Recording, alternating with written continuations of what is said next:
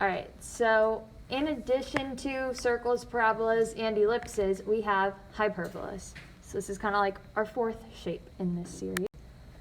So this is a hyperbola. It's a set of all points x and y in a plane that the difference of whose distance from two distinct points and the foci is a positive constant. You don't really need to know this, but this is the shape of our hyperbolas. It's kind of like two parabolas, like mirrored to each other. So important pieces here is that we have the line segment connecting the vertices is a transverse axis. So this is our transverse axis. It has our vertices on it. It also has the foci on it and the center.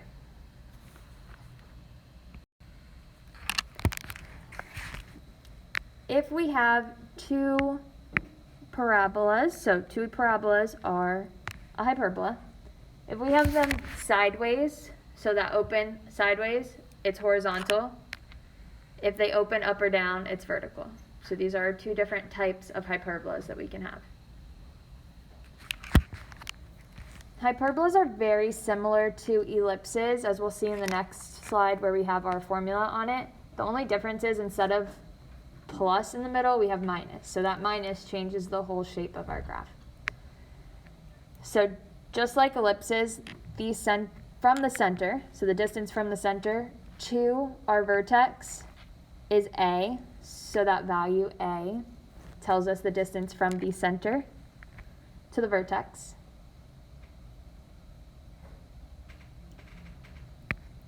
C is our distance from the center to the foci.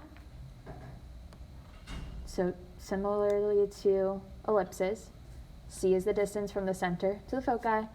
And then here we have co-vertices, which don't really belong in part of our graph, but it'll help us with our asymptotes. So B is the distance from the center to the co-vertex.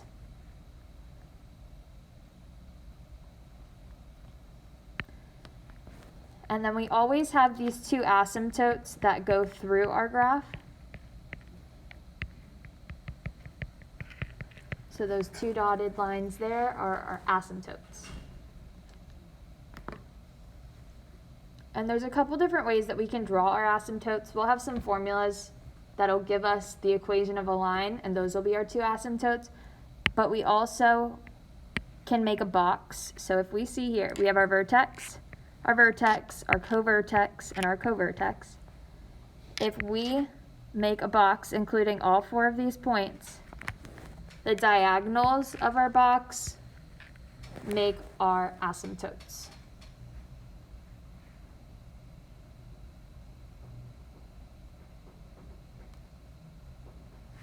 So this is a good example to come back to when you're working out the problems from WebAssign or from the notes. So if you always refer back to this, it'll show you what your A value tells you, what your B value tells you, what your C value, everything. So here we have our two equations. So when our transverse axis is horizontal, so our hyperbola is open sideways like this, we use this equation. So the x comes first, and then it's minus the y. So this is kind of like our more typical one where x comes first and y comes second. If we have y first and x second, so if it's minus the x, it opens up and down. So this is when it's minus y, and this is minus x.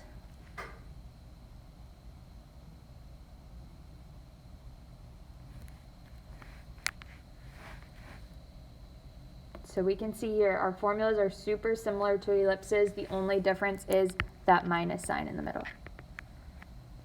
In ellipses, we had a plus. So again, here are two equations, same thing as that last page.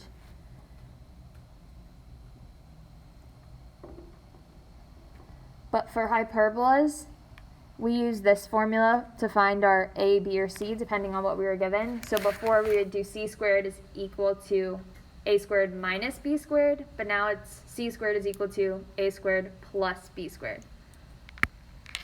So with hyperbolas, it's c squared is equal to a squared plus b squared.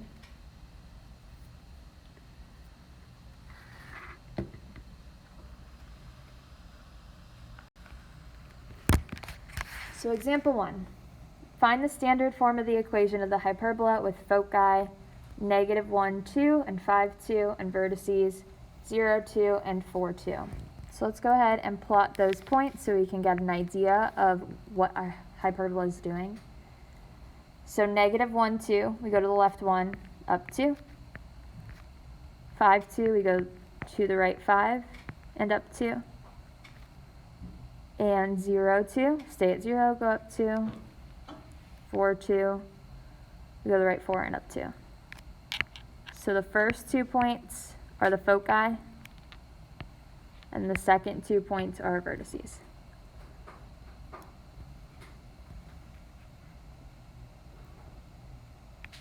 So right in the middle of our vertices or our foci, right in the middle of these 4 points is going to be our center. So what would our center point be?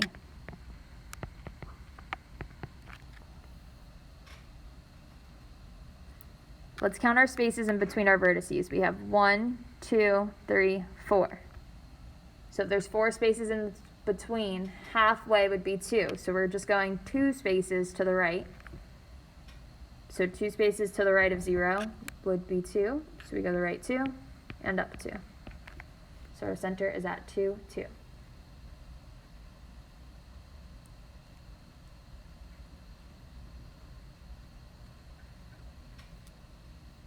Now, do you think our hyperbola opens sideways or opens up and down?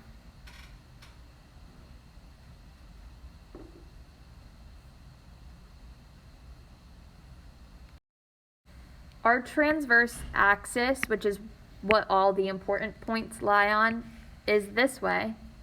So that means our parabolas our hyperbolas are going to open sideways. So it'll open like this and like this. We don't have to graph it here. I'm just giving you a picture to see. It opens sideways. It also opens sideways because we know it opens up to the foci. Just like a hyperbola was a bowl that held our foci right in the middle, our hyperbolas are like a bowl that hold the foci right in the middle. So it opens sideways. So we want to use the formula that our hyperbolas open sideways. So that is when we have our x first minus our y. So we have x minus h squared over a squared minus y minus k squared over b squared is equal to 1.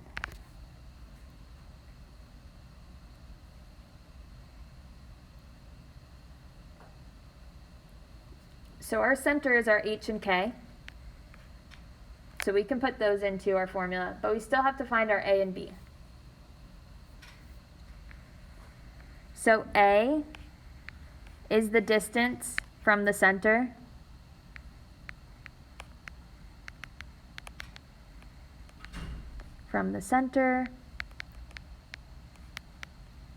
to the vertices, or to the vertex, just one of them.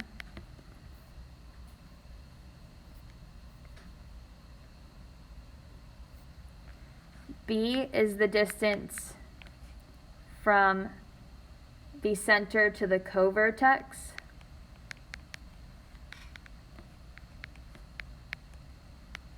So the one that our hyperbola is not on, so like the imaginary one, that would be up here and up here. And then C is the distance from the center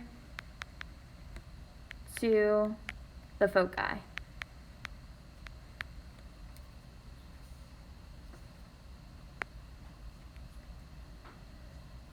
So we have our vertex and we have our foci. we don't have the co-vertex, so we don't know what our B is, but we can definitely figure out what our A and C are. So distance from the center to the vertex, looking at our graph here, our center was right here. So what's the distance from our center to our vertex? 2. So that would mean A is equal to 2. In our equation, we have to plug in A squared. So what's A squared? 4. So 4 is going to go here. Now we also have our foci, so we can figure out what C is. So what's our distance from the center to the foci, or one focus? If this is at 5 and this was at 2, yeah, 3. 1, 2, 3. Yep. So C is equal to 3. So what's C squared? Oh, we don't really need it, but I'll show you why we need it in a second. What's C squared? 9. So if we have A and C, we can figure out B because we need B for our equation. So we're going to use that formula. C squared is equal to A squared plus B squared to figure out what our B is. So C squared we said was 9. A squared is 4.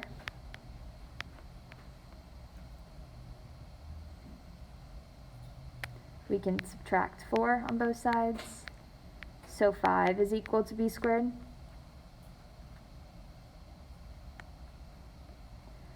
So let's plug everything in. We have x minus h. What's our h?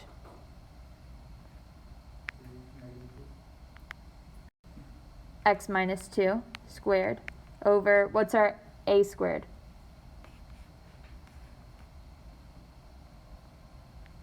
4 minus y minus k, so what's our k? 2, which the h and k came from our center up here, squared over, what's our b squared? 5. And then with hyperbolas, it's always equal to 1. So this is our standard form for our equation. H is 2, so on the next page we have our equations of asymptotes. So as you can see here, we don't have anything that's like squared, no y squared, no x squared. So this is just an equation of a line. Our asymptotes are just lines. This is how we can plot the line. So we can just plug in our a, b, h, and k and graph our line. So our two equations of our asymptotes.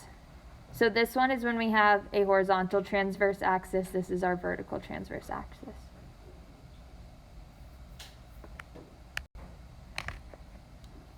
So example 2. Sketch the hyperbola whose equation is this.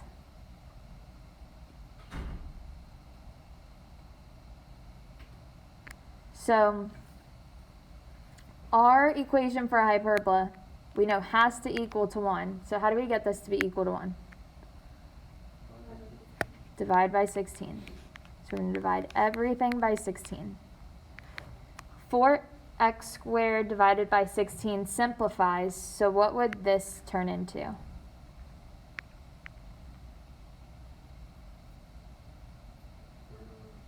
X squared over 4. And then we have minus y squared over 16 is equal to 1.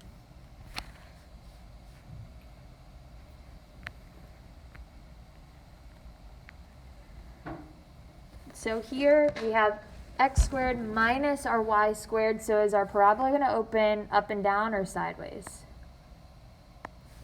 Sideways. So I'm just going to put the little sideways picture up there so I know when I go to graph it, it's going to be sideways. All right. Do we have our center? What do you think our center would be? In the middle, so 0, 0. We don't have like x minus 1 squared or anything like that. It's just x squared and y squared. So our center is 0, 0. So right in the middle.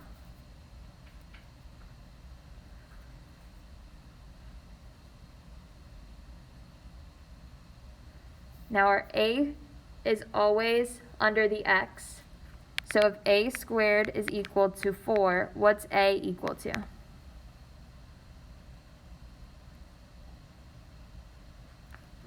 2. So that means 2 is the distance from our center to our vertices. So we go the right 2 and left 2. So we have a vertice there and a vertice there. A vertex and a vertex.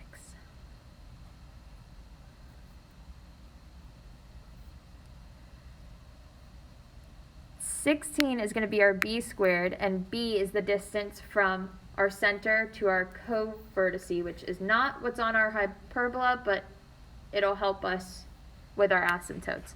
So if b squared is equal to 16, what's b equal to? 4. So we're going to go up 4 and down 4.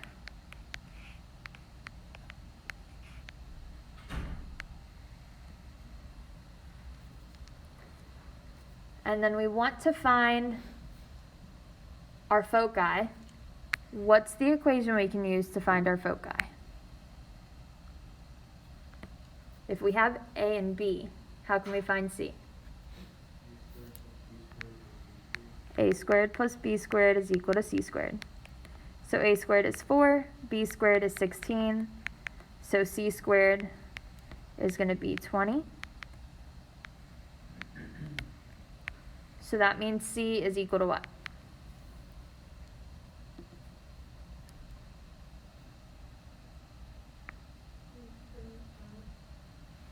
2 square root 5.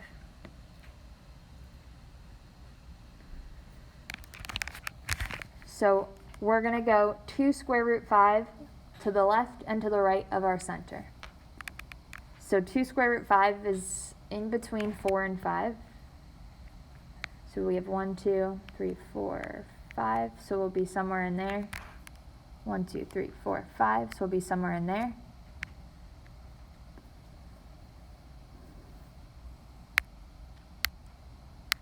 Next we can draw our asymptotes.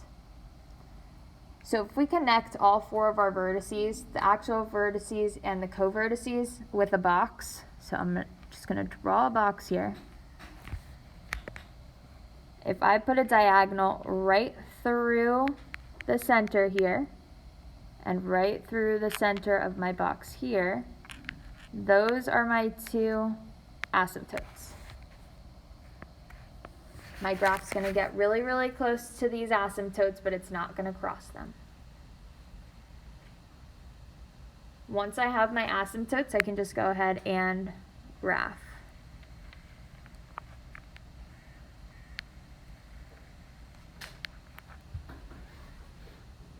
So we know it goes sideways, so it goes like in those 2 corners of the x, I guess you could say. So just make sure it touches the vertex. And it's not going to cross the asymptote, so it kind of just hugs in there.